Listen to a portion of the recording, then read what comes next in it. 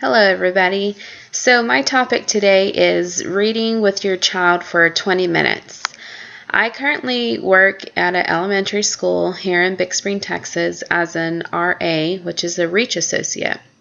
Something that the school district is trying out due to our struggle as far as passing the STAR test.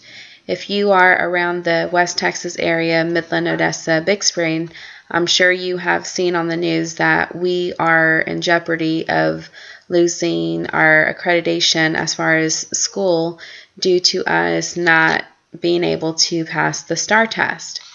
It's very heart-wrenching, and it hurts because teachers and Reach Associates, we do everything in our power for our kids, and we try to model different things like how would you understand the context clues of the story, or if you're inferring, why are you inferring? We have this module thing that we do. It's called TQ Wrap.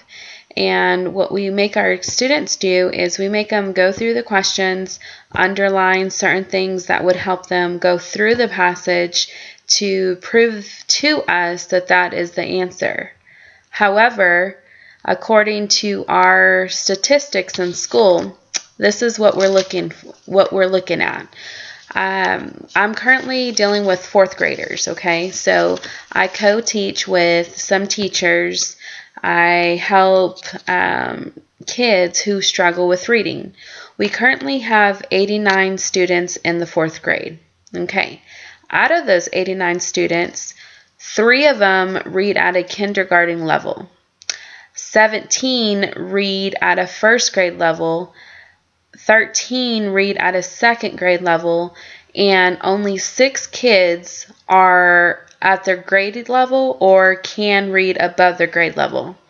So we're dealing with a substantial amount of kids that can't even read at the fourth grade level.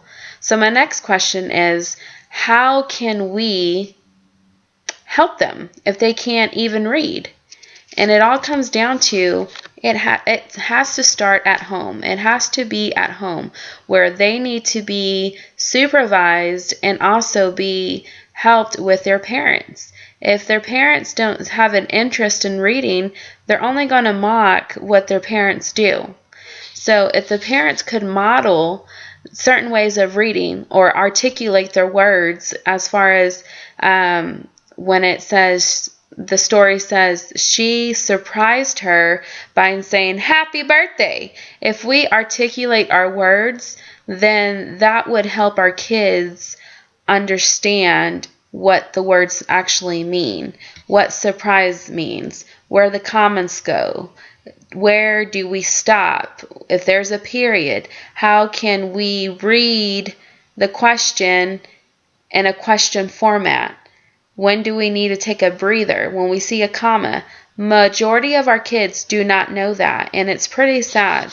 So according to a British study, found that students who frequently read for pleasure not only had a better vocabulary and spelling, which is to be expected, but those students were more proficient in math.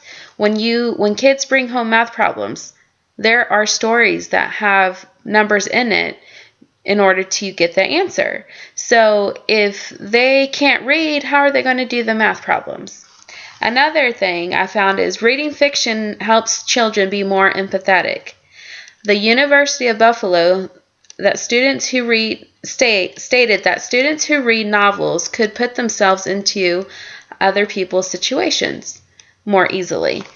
That will help you when raising kids. If they read more novels, then they become empathetic more, and they have more empathy towards those who need it, and they can understand what they're going through.